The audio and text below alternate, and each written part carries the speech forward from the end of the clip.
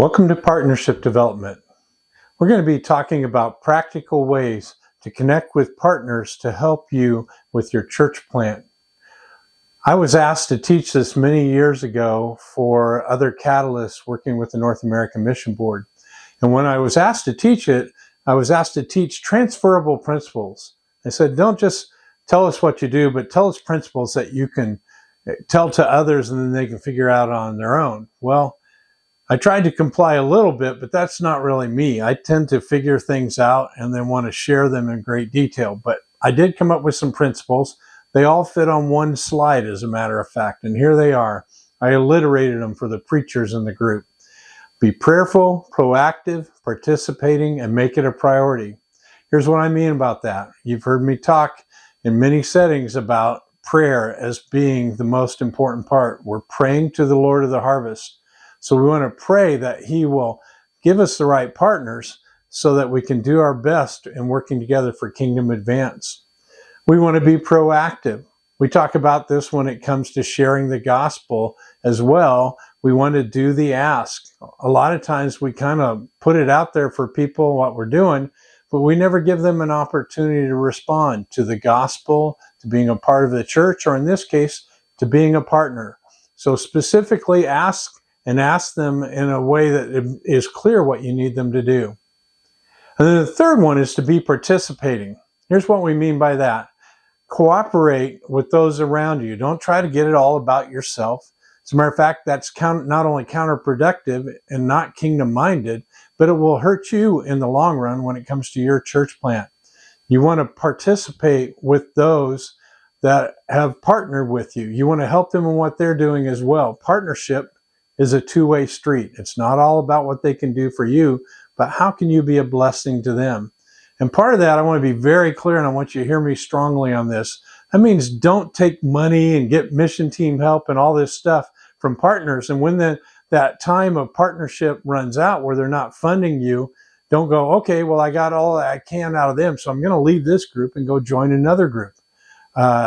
I could spend hours just on that topic. That is just plain wrong. So don't be doing that. The other thing I'd say is don't be territorial in terms of like everything in your area has got to be about you. Help other church plants, help other churches, other languages, even some that may be similar to you. We have had people partner with us just because they see that we're not all about us. So don't be territorial. And then the fourth one is make it a priority. Now that may sound obvious, but it takes effort to make it a priority.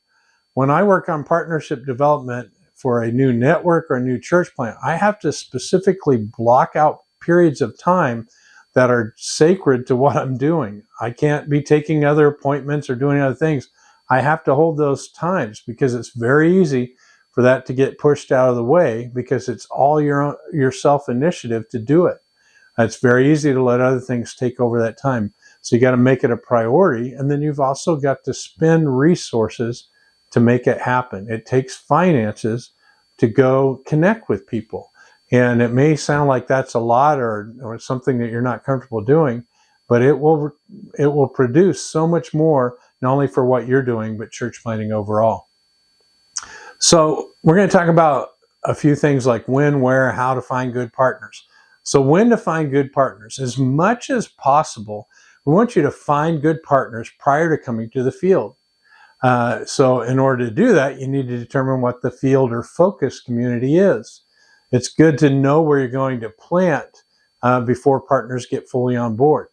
Now I want to be clear, there are some that will join you even early on. Those that are like family or close ministry partners, or just some people that believe in you. They say, when you figure it out, I'll help you do it.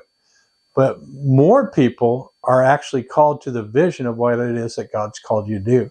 So you need to determine where you're going to go and plant, what kind of church it's going to be, who you're going to try to reach, all sorts of things so that you can communicate clearly a vision for what God has called you to do.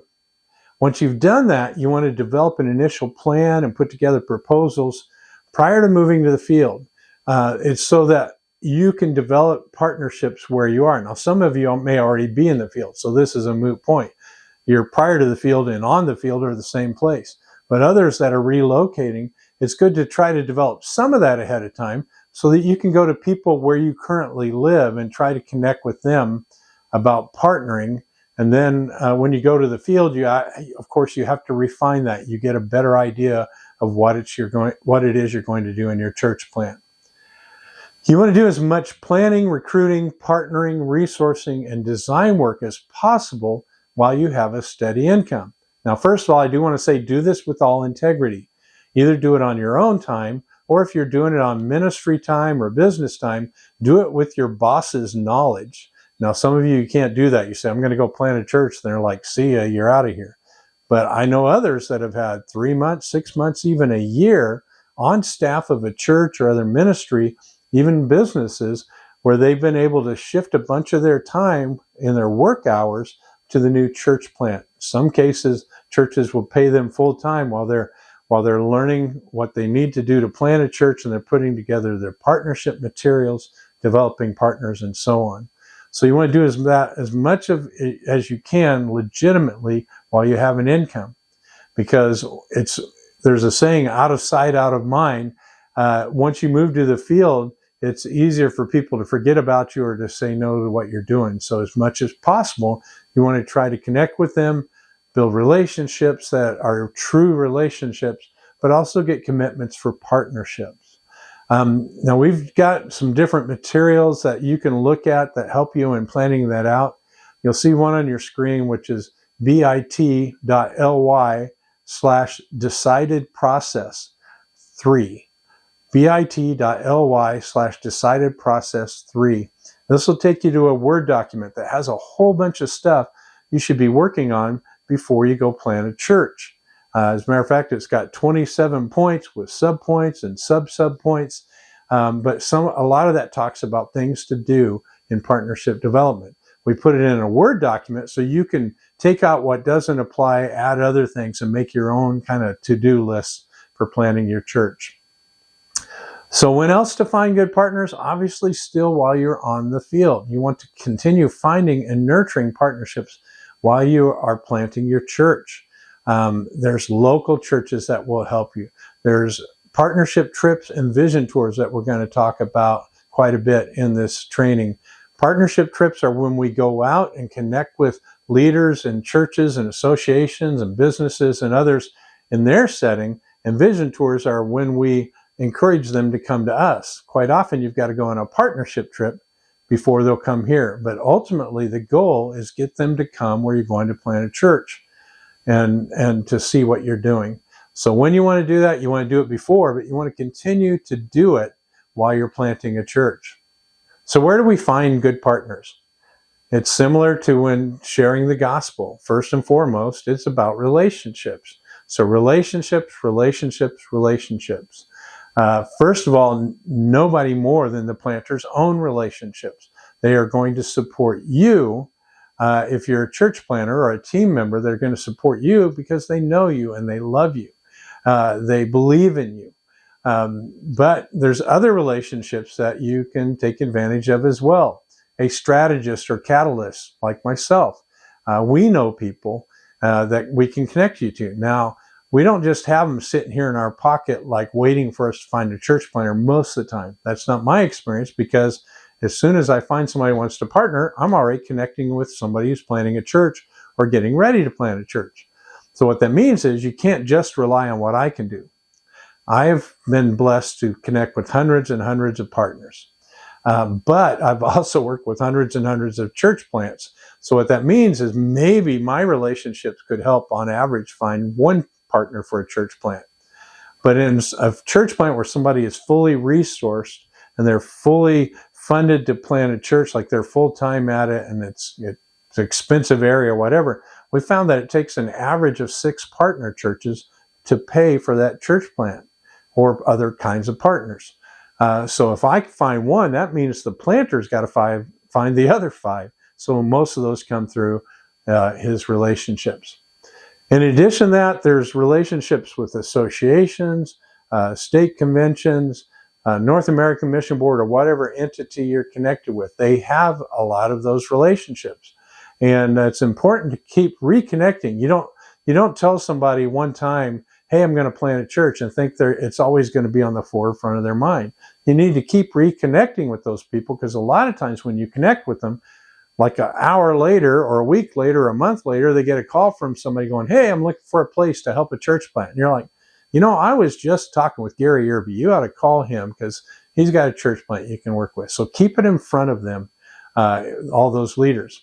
Along with that are churches and other associations, not just your own association, but what are churches out there? So as you connect with churches, who else do they know? And we're going to talk a lot about that later. And then another one is church plants. Now, you may think that's really strange. Why would I go to another church plant to be a partner? Well, for a few reasons. One is that they're supposed to be helping plant other churches.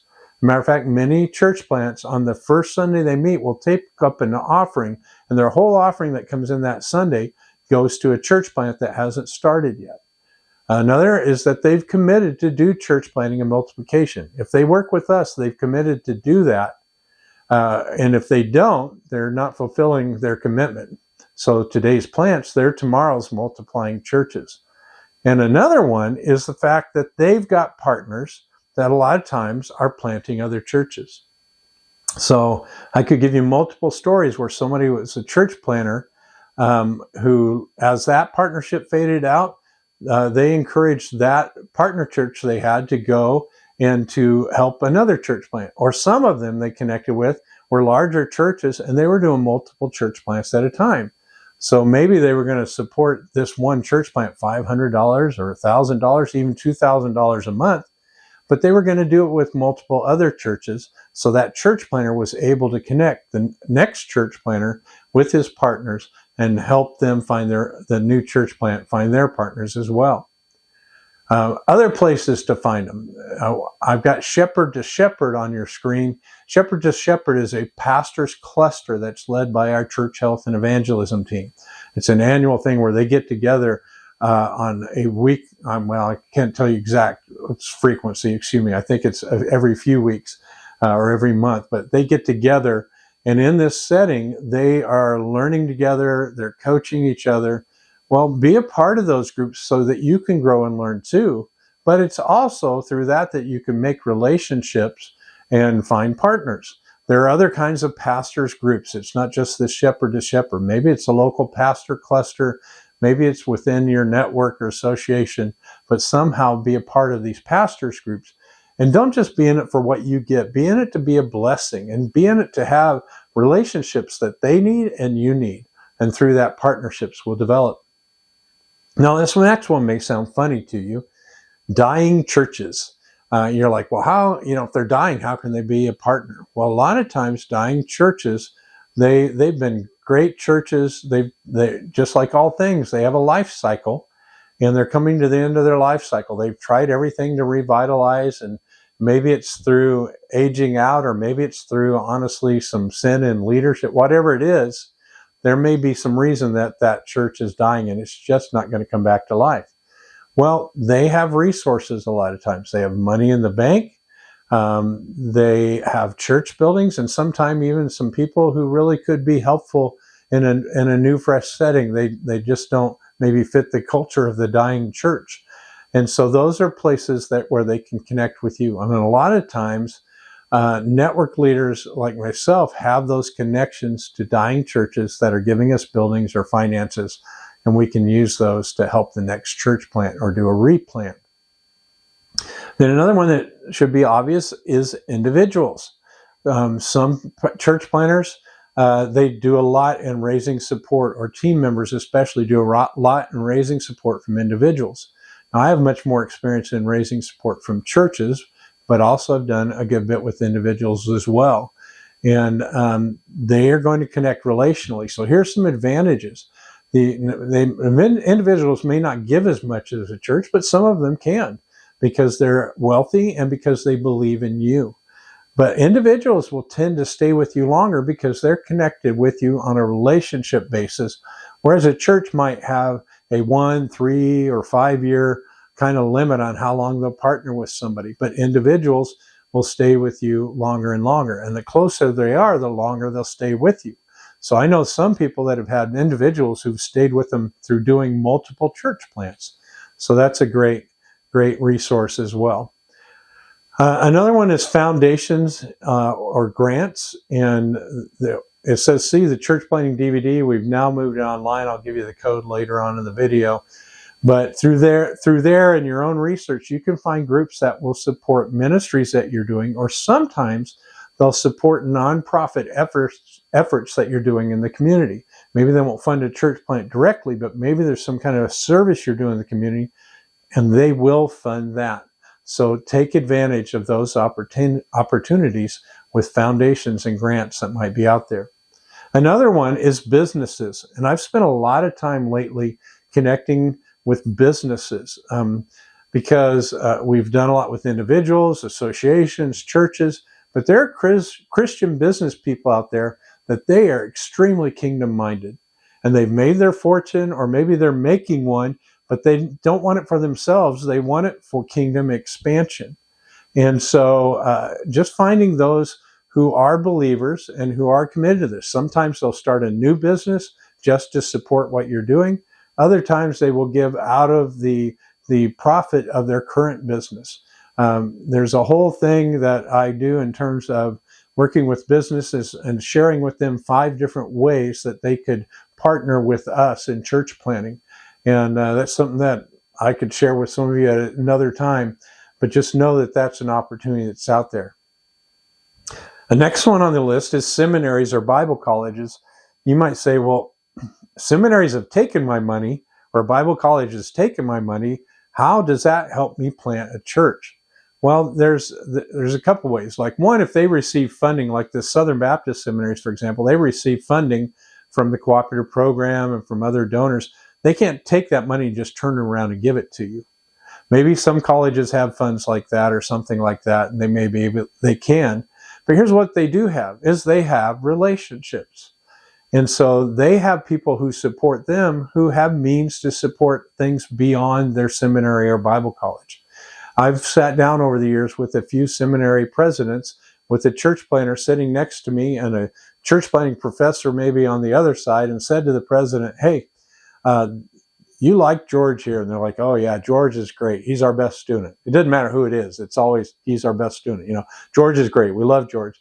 And I'm like, you want him to do well in ministry, don't you? Yes, we do. And I said, well, here's what George is going to do. He's going to come and plant a church with us, and we need him to do well. So we need people that will support him. And so it would be great if you would connect us and connect George especially with some of your donors who would be willing to support George and what he's doing. And I will tell you this, I have never been turned down when I've made that request. Sometimes George, or whoever that person is actually a development person for the seminary while he's in seminary, meaning he goes out and talks to donors or goes to conferences or kind of big conventions and has a booth to recruit partners on behalf of the seminary. Now, it would not be appropriate for George just to call those people on his own behalf. But if he gets permission from the president of the seminary to do it, now he can. And so we will even ask the president, say, hey, could you contact some of these people and let them know George is going to talk to them? And you basically give George an endorsement. Or can George at least say to them, you said it was okay to give them a call, and would they be willing to have a conversation? And a lot of times George has got the list, or the president just says, you should talk to this person, and this person, and that those conversations start. The next group I want to say, or another place to find partners, are other church planting networks. Sometimes they are multi-denominational networks, like Acts 29, or Mosaic's church planting network has worked with a variety of groups. Sometimes they're denominational groups like American Baptists and so on. And there's enough alignment that they will do a dually aligned church plant. So again, those are things you can explore on your own, but you can also work with somebody like me and say, hey, I'm wanting to plant a church in this area. Who do you know? Who could I connect with? Sometimes I've had church planters call and they say, hey, I really could use a building. The schools aren't available, or there's no theater or whatever. is there a place where I can meet? And because of my relationship with other denomination and other network leaders, I can put the word out and say, hey, I've got a church plant here going to Yelm. Does anybody have a building available in Yelm that they could use? And through that can help in terms of partnership. So lots of good places to find them. So what kind of church partners are we looking for? Well, we're looking for partner churches, not mother churches. Now, others use mother church terminology, and I'm not here to condemn what they're doing. I'm just telling you, for us, we want partner churches. And there's a couple of reasons. We want this to be a partner relationship. We want to give and take. We're not wanting some other church to control what the church plant is doing. Now, in the Northwest, a lot of times, churches we've planted have been stronger than their local partners pretty quickly. It's not always the case, but sometimes it is. And it actually makes it difficult if you have that situation where maybe there's even more maturity and leadership in the new church plant because of the team they brought than in the other church. And so we're trying not to create up this unhealthy kind of relationship there. So there's a variety of other reasons, but just trust me, that's how we do it. Second of all, we look for multiple partners, locally and nationally. I've talked about trying to have 6 or more. Now, I want to make a point to you here. It's not fair, but it's reality that English-speaking congregations in America tend to have a lot more partners than our non-English congregations. And as one guy who is a phenomenal church planner and networker, he asked me, he's one of our leaders, who leads with our Hispanic work. He said he wanted me to help in terms of developing partners. And I'm like, his name's Ivan. I've talked about him before. So, Ivan, why would you need my help? You're like way better than I am. He said, but I'm fishing in your pond. And it's a relational thing. And so people unfortunately make decisions about what they're most comfortable with and so on. So sometimes they'll speak to somebody looking like me before they will somebody from another nationality. So have an advocate to work with you to help you, if you're an international planter, to find some of those partners. We look for what we call lead partners, or in the terms that have been used in many settings, are sending churches. So these sending churches are the primary partner, either locally or nationally, and sometimes we have both. They're the primary partner for a church plant. So let's say you've got 6 partners. You have one that's the main one the church planter connects with. So the church planter communicates with that partner, and that partner helps bring the other partners on board. Doesn't mean he doesn't talk to the others. He needs to. Doesn't mean they're not in a group together. They are. But if you had to give reports and accountability and supervision for 6 different people from 6 different churches, you never get your work done. So yes, you can provide people with updates and newsletters and videos and stuff like that. But when it comes to a supervisor who comes from that sending church or lead partner church, there should be one of those. And that person holds them accountable, holds you accountable as a planter for what you're going to do. And another thing that I would say about church partners is they need to be in a covenant relationship. Kind of a little spin on the good fences statement is good bridges make good neighbors. A covenant is a bridge for how we're going to operate with one another. It outlines what each of us is going to do.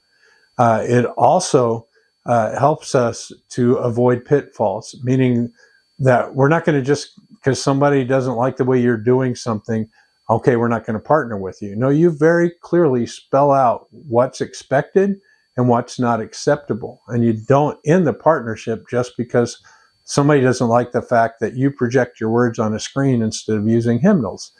That's not a good covenant relationship. So covenants have expectations for planters as well as expectations for partners. And those are spelled out between the different churches, the association, the denomination, whoever is involved. So what do we expect of planters? If it's a covenant relationship, what do we expect of a church planter or a church planting team when they go out to plant? Well, number one, you hear this all the time, is prayer. We expect them to be praying, not just for the church plant, but to pray for their partner church. And believe me, praying for a partner church or association or praying for individuals, a church planter is motivated to do that because that planter not only wants them to be blessed for their sake, but those partners being blessed helps the planter in what they're doing. If things fall apart for your partner, there goes your partnership, there goes your help. So you're very motivated to be praying not only for the partner's sake, but for the church plant's sake as well. The second thing I'd say is communication. I would recommend a monthly prayer newsletter or update newsletter, maybe some quick videos here and now, every now and then. You can do it on your phone in 2 or 3 minutes when you're having a big event, is you can shoot a quick video even while the event's going on, and just communicate to the partners what's happening. There is nothing that will cost you a partnership more frequently. There's other things that can do it faster maybe, but nothing that I've seen in partnerships more often than lack of communication. Communicate, communicate, communicate, because you're building relationships. The next part is cooperation. If you're partnering with some people, they don't expect you to go, yeah, I'm busy planting a church, so I'm not going to come to any of the church gatherings with other churches. Or you want them to come to your missions conference every now and then, and you'll even pay their way for a church planter to come. They're like, yeah, I'm too busy, or I don't want to do that. That's not cooperation. That's all about what's for the church plant and nothing of what the partner needs. And we need to cooperate with those that are partnering with us. And then the last one is diligence, faithfulness, and effectiveness. Basically, it means do your job. Don't be getting all this support and just sit around looking at YouTube videos all day. Or even though it's a good thing, don't spend all your time being a stay-at-home parent taking care of your kids when somebody's helping you plant a church, giving you funds to do that. So if you're a full-time planter, you need to plant a church. You still be a good parent, you still be a good spouse, but you need to do your job. And unfortunately, I've seen times when guys just haven't got that done because they're distracted by other things that are good things quite often, but not what they're being resourced to do. So what do we expect of the partners? Well, we alliterate these for you so that they're easy to remember. We call them pray, play, pay, and parlay. Pray is prayer support. Play is mission involvement. We're kind of doing tongue-in-cheek, get in the game. And that's done through short-term mission groups that come, that do a mission trip, people that come on internships, and even some people that will pack up and move their families to be a part of the church plant, either getting a new job or transferring in their current job or telecommuting, but different ways to go be involved on the field. The third one is pay, and this is financial support. This involves both upfront and ongoing support, and we'll talk more about that in a bit, quite a bit actually. And then parlay is partnership advocacy, meaning that you go out and if you're a partner, you try to bring other partners. You try to parlay your relationships into relationships for the church planter if you're a partner. So let's look at these and how that makes things move forward for us. Well, it happens because as they're connected with us, the resources will come. So for example, if somebody says, I want to come on a short-term mission trip, and we would encourage them, we'll do that, but know that we would love to explore the possibility of this becoming a full 4-point partnership. And so go ahead and connect with people, build relationships, the resources will follow. So the one that we're going to spend the most time on is the pay. Prayer, we've talked about some in other settings. The play, I just gave that to you quickly. That's people getting involved. But the one that a lot of church planners want to know about is, how are we going to have the money to do this? And so for us, when we talk to partners, we say, if you're going to be a partner for us, you must invest financially. Now, I'm not saying we wouldn't take a mission team or we wouldn't welcome your prayers, but if we're going to be what we call a partner, you must give resources to what we're doing. Because where your treasure is, there your heart is also. If you're not sending funds, you're probably not going to spend a lot of time supporting us in other ways or praying for us. And so we have that as a very clear expectation of resources coming, financial resources coming. There are some great resources out there. I list NAM and Northwest because that's the setting I'm in, but whatever your network is, your group that you connect with, those are great, but that's usually not enough. It's usually a part. If you were to take the funding that we get from North American Mission Board and the grants that Northwest Baptist Convention puts in, maybe that's 10, 20, at the most 25%, but usually 10 or 15% of what it takes to plant a church, which means the rest of the resources need to come from somewhere else, the partners. So there are two main kinds of financial, the pay, as I mentioned, upfront and monthly. The upfront resources are the ones that you get to do startup or to have cash flow, and then ongoing monthly support. When I get asked, which one do you want? I will often say, well, I'll take both.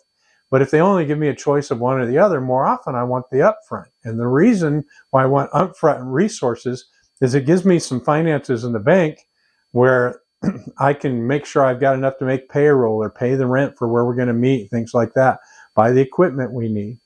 And then I can spread that out over the monthly as well. I also want the upfront because a lot of times I find ones that say, we'll give it to you up front. Then they come back and they say, well, we'll give you some monthly too. And the best ones are the ones I'll give you a lump up front and then spread the ones over a monthly time period for years in the future. It's important that you connect with people who are tied to you relationally, or they really understand church planters. And here's what I mean, is those that connect with the planter or who really get church planting, they're more likely to support salaries. I had one partner church come. It was a new missions pastor. He'd just come out of the business world, really sharp business guy, but he just didn't understand church planting. And I took him around to meet some of our church planters. This was very early on, one of my first times taking a partner around. Then I introduced him to like a half a dozen church planters, and they all needed financial support. And when I asked him at the end of our time, what do you think? He goes, well, I have a problem. And I said, well, what's that? And he goes, your church planters make almost as much as our senior pastor. Now, I had a problem with that statement. I held my tongue because I wanted to partner, but my problem with that statement was, one, why did he think his senior pastors were worth more than our church planters? And number two, where he lived, the cost of living was less than half of what it is here. So if he had a senior pastor making as much as a church planter here, that senior pastor was living like a king, while these guys were just trying to get into a starter home. And so he just didn't get it. Now, if I had asked him for money to help with rent, or if I'd asked him for buying some equipment or buy children's materials, he would have been all over that. He just didn't get it. And because I didn't know that at that time, I didn't know that was how to ask. So there's a lot more to that story, but for the sake of time, you can ask me some other day and I'll tell you how it went. But it was a valuable lesson for me because he didn't partner with us. But it helped me understand when I'm talking to others that it's important that I not only understand, do they understand church planting, but what's important to them that's a part of our vision. We don't change our vision to get help from a partner, but there's usually something in our vision that a partner will resonate with, and we can go, hey, why don't you help fund our children's ministry? Or why don't you help fund our worship ministry? Or why don't you pay for this outreach event we're going to do? And they'd be like, glad to do it because that's what's important to them. Another question when it comes to partners I get asked quite often is, how long should people partner? How long do churches partner? And we used to say 3 to 5 years would be ideal. And in the Northwest, it could, 5 to 7 would be great because it takes longer more often. But what we found is 3 to 5 years is good. A lot of them would err on the side of 3, but the church planter is still financially trying to get to the point where the church can take care of itself. And so we changed that to say, we want you to partner with us as long as it takes. And so you don't have a kid and just go, whoop, you're at a certain age, you're cut off, I'm never going to help you again. I have kids, all my kids now, believe it or not, are in their 30s. I still help them. I still do things for them. Some of them need it financially, others need me to come over and wire some electrical stuff in their house, or whatever it may be. Editing a doctoral dissertation that I just finished doing some editing for my oldest son. They still need your help. You don't just cut them off. And so what we've said is we want you to do that until this church plant can stand on its own. But now we've gone even beyond that, because remember, multiplying everything, we want to help start other churches. So we want, if I'm a church planter, I say, I want you to help me as long as it takes for me to get going. And then I want you to help me plant my first church. Let's be partners together and plant my first church. And guess what? That church planter then goes, thank you for the help. Now that I'm up and going, or I'm getting there, will you, talking to me and my partner church, he'll say, will you guys help me plant my first church? And if we do it right, we become a family that just keeps planting together over and over again. Now, it's important that in partnerships like this, we partner regardless of style. I kind of alluded to some of that with the hymnal and words on the screen thing, but there's a lot of things we might do differently in how we plant. And we need to have open communication, but we don't quit partnering because they're planting a different kind of church than you are. As a matter of fact, most cases, they need to be planting a different kind of church than you are because they're planting in a very different setting. And we choose to only end the partnership for biblical, ethical, or misalignment reasons. Biblical, obviously, if a church plant quits being biblical, that's a good reason to stop a partnership. If they quit being ethical, meaning that they're doing things they shouldn't as a church, or the pastor's stealing money and the church isn't doing anything about it, or he's having an affair, well, okay, we should stop that relationship there for ethical reasons.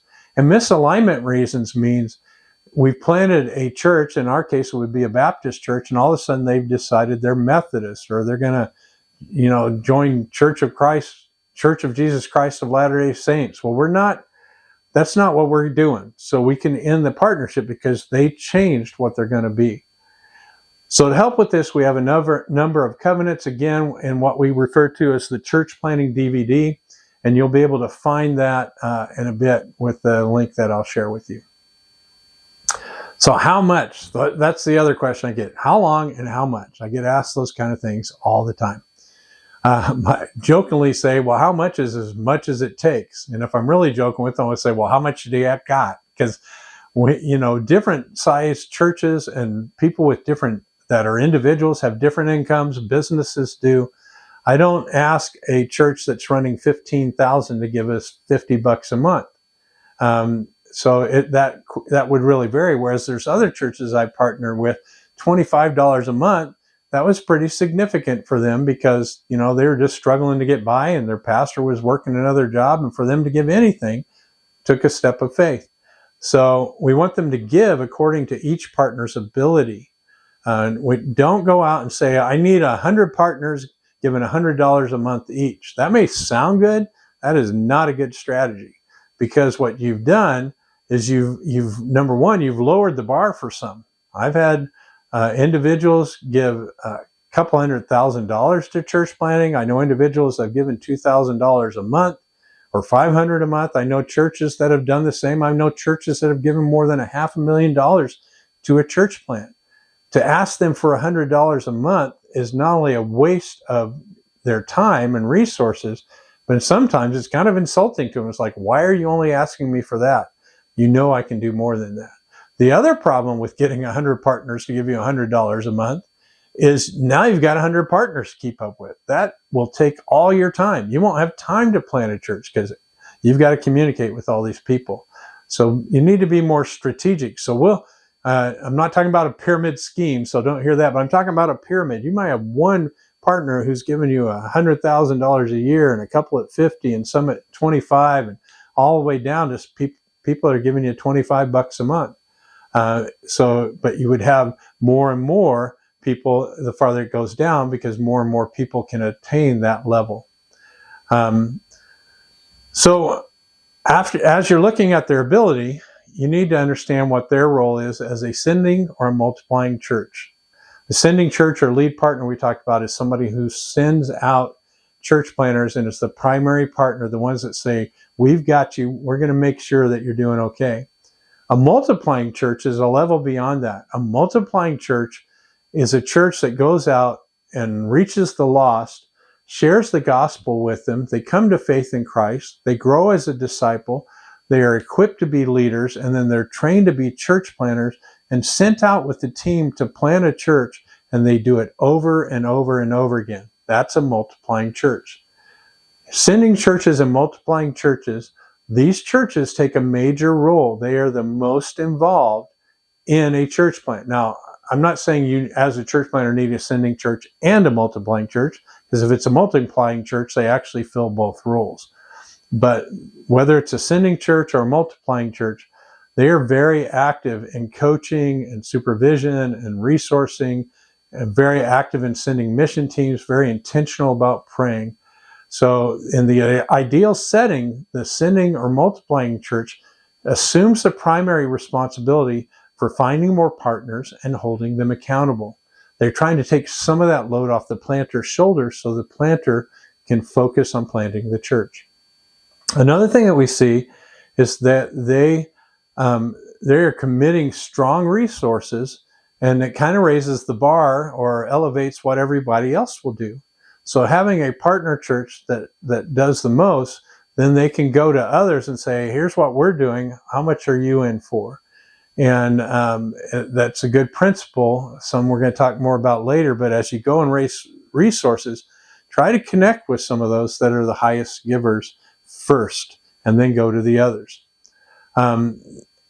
If you want to have some ideas that you can use and others can use, there is a video which is about raising more mission dollars in your church. And it's a video that was made years ago by the pastor of one of our partner churches, Steve Stroop, who is the pastor of Lake Point Church in Rockwall, Texas. And it's a great video, very helpful. If you want to see that, go to bit.ly/Stroop. And I may even stick it on at the very end of all this partnership stuff if that's something that you want. Have a link so you can do that, or even put the video in. But bit.ly/Stroop. And he shares about how people have several different pockets in how they manage their finances. So don't just assume because they give to the church and the regular offering that they won't do more for missions or a church plant or a building. And he shares several ways that he's been able to use that over and over to find more partners. Now we come to the fourth P. We talked about pray, play, pay. The fourth one is for the Pirates of the Caribbean fans. If you've ever seen that movie, it's the parlay. Parlay means using your influence to bring others along. Parlay is helping to develop coalitions. And there are some key questions that go with that, with parlay. And here's the most important one. This came from one of the guys who used to be one of our church planners years ago. Paul Fleming said, "Who do you know that I need to know?" You connect with some of these pastors and other business people and other individuals, and they're people of connections and influence. And you just tell them, it's like, look, I know you're highly connected. Who do you know that I need to know? Who can help me in what it is that I need to do? And when they tell you who those people are, which I've never had somebody go, nope, not going to tell you. They've always shared and say, would you contact them and ask them to have a conversation with me? Now, sometimes the people you're talking to are too busy to do that, or they just don't feel comfortable doing it themselves. But then you say, is it all right if I contact this person and say that you suggested I give them a call? And again, never been turned down for one or the other of those two. Who do you know that I need to know? Now, the next thing that I want you to see is a thing that we call mind mapping. We didn't come up with the term, but mind mapping is like brainstorming on steroids. And so this is an example of Paul Fleming's, same guy I mentioned, his strategy when he was planning his church plant many years ago.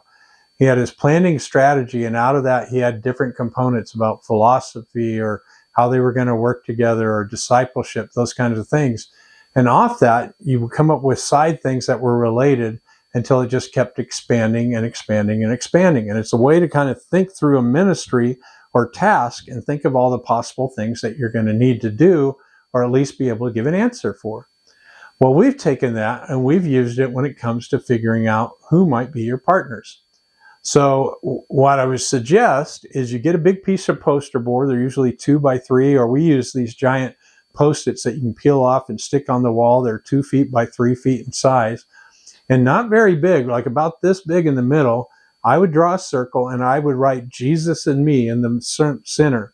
I'm not saying I'm on the level of Jesus. I'm saying I want to be wherever Jesus is. So Jesus and me, we're going to be here in the middle, and then we're going to look at partnership possibilities out of that. So we would look at different groups or types of individuals or whatever, that just different people that we might be able to connect with. So the first one would be looking at church planting networks for me. So like if I'm going to go partner, what are some other networks that are out there? And I might identify different groups, and I would put different ones. I'm just putting letters up there. I got the ABC group, that's one group. I got the XYZ group, that's another network, and the IOU one, because they're broke. They don't have any money. But those are some different networks. And then off those, I could draw additional lines and other possibilities and connections, maybe to churches or individuals or businesses that are related to that. Well, I do that same kind of thing with other groups, conventions, conferences, seminaries and colleges, multiplying churches, friends and family. And I probably would have friends and family as two separate ones. When I did this myself, for putting together my partnership, one of the big ones for me was family. I'm one out of 6 kids. I'm the number 4 kid. There's 6 of us. We've got spouses in there. We have my parents, when they were alive, they went home to be with the Lord a couple of years ago. And I would draw out to each one of those off the family circle. And then from that, I would go to their relationships. So like when my mom and dad were with us, I would draw, well, they've got these friends that know me and love what we're doing. They've got this family, like uncles I have that I believe in what we're doing. They belong to Avondale Baptist Church in Avondale, Arizona. Great mission-minded church. I could draw them, and Pastor Jack, and who does he know, and just keep going. And the idea is you try to write small, but you want to fill up that poster board and hopefully come up with like 100 ideas of potential partners that you could talk to about what you're doing. So once you've come up with that mind mapping, and again, it would be a lot busier than what you're seeing here on the screen, but once you come with that mind mapping, then you've got to pray through it and prioritize. And so here's the first thing we want you to do is just pause this. I want you to practice this exercise. If you don't have a big Post-it, you can actually do this on your computer. I've done it in Publisher, or there's actually programs that will do mind mapping specifically, or just practice on a big piece of paper until you get the bigger sheet later on and can do it. But you want to make a list of people who might support your church plant or ministry if you were to go do one. It's good practice, even if you're not doing a plant now, is to start thinking through who those people might be. And in that setting, you want to be, who are people that you could ask? Remember, do the ask as a core value, and don't say no for people. If they come to mind, don't go, oh, they wouldn't do it, or they don't have enough money. You just flat out don't know most of the time. So if they come to mind, you put them down. You want to identify churches that might partner. We've talked a lot about that. What are other possibilities? Foundations, seminaries, businesses. All those could be a different one of those lines to a circle that you spread out of. Who are people that you might know, and who might they know? So just keep brainstorming through that process. Now, the next activity, and you can pause here and practice these. Once you've done that, is you want to prioritize your prospective partnerships in 3 ways. God identified, potential impact, and receptivity. Well, what do I mean by that? God identified is if you're praying and God makes it very clear that you're supposed to go talk to this person about helping you, or this church about helping you, no other criteria matters. If God gave you a direct order, you do it, okay? But as you're kind of praying through the rest, sometimes you don't know yet, am I supposed to do this? And so you've come up with your mind mapping, and the way I would organize it is through potential impact and receptivity. By potential impact is what is their capacity or willingness to give, and receptivity is how open will they be to partnering with you. Now, one time I took a bunch of church planters to a Mariners game, and this was back, you couldn't even use credit cards. You had to, everything at the Mariners game, you had to pay cash. Well, it didn't take long for me to run out of the cash I brought to feed my kids. So I had to go find an ATM, and there was only one ATM in the ballpark, and it was behind home plate. So I went there, I got some cash out of the ATM because I hadn't eaten yet and I was starving. So I go get my hot dog and Coke, and I'm getting ready to do, I'm dressing my hot dog with ketchup and whatever else. And as I start to move over, somebody else had stepped up, not realizing I wasn't done. And he's like, "Oh, I'm sorry." And I'm like, "That's no problem." And I turn and look, and it was our governor. And I'm like, okay, I just cut off the governor. I thought, great, I'm going to be jumped by security here in no time at all. Well, I turn around and look behind him, and there's Bill Gates. And Bill Gates was standing in line to catch him. He was there with the governor. They had gone to a ball game together. They were sitting behind home plate. We were sitting out in the right field bleachers, but I got my hot dog behind home plate because that's where I got the cash. So I was probably in the wrong rent district, but I ran into him. Well, so I get back to the outfield, and I sit down, and I'm telling them what happened, how I ran into the governor and Bill Gates. And my son said, "Well, did you ask Bill for any money?" And I'm like, "Well, no, it didn't come up." But in reality, if I'd ever been able to ask him for money, that probably wasn't the opportunity, because I don't think he would have been that receptive. Now, you could give me back my own core value and say, "Well, don't say no for people." Well, I had no relationship. I would have just been coming out of the blue going, "Can I have $1 million to plant a church?" And I'd never heard of him putting money into a church plant. But I probably would spend my time better talking to people that are receptive to what I'm doing. So when I grew up, I was raising a lot of money for different school things, selling things, doing thons where you would shoot basketball hoops and see how many you can make, or rocking in a rocking chair for 12 hours, where you're just doing fundraisers. I would always go to my parents first, and they would give generously for a couple of reasons. One, they're my parents and they loved me and believed in what I was doing. But the other reason is they knew if I didn't raise money, they were going to have to pay for the whole thing anyway. And so they gave generously, and they were the first ones on the pledge sheet. And then I went to the lady across the street. I mowed her lawn. She cut my hair.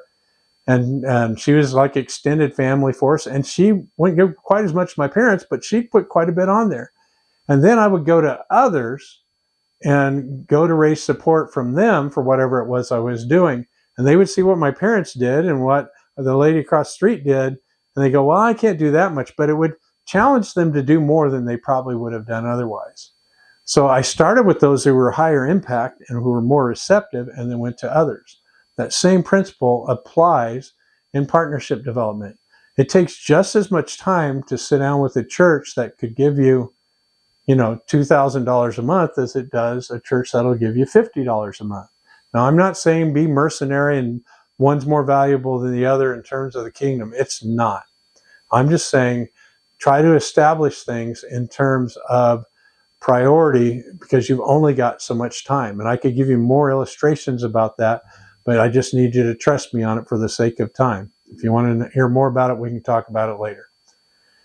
So how do we do this? How do we go find these partners, either in where you live or in other parts of the country or other parts of the world? We have two kinds of trips we talk about, and I mentioned them earlier. We have partnership trips where we go to them and to solidify existing relationships and to try to make new ones. And then we have vision tours where those people come here to see what we're doing. And there's a couple of different kinds of vision tours. One where they come just for one church because you've connected with them for that. Or if it's somebody like me, I might bring a group of people, or others on my team will bring a group of people to connect with 4, 5, 6 churches on one trip to try to determine which of those churches they're going to partner with.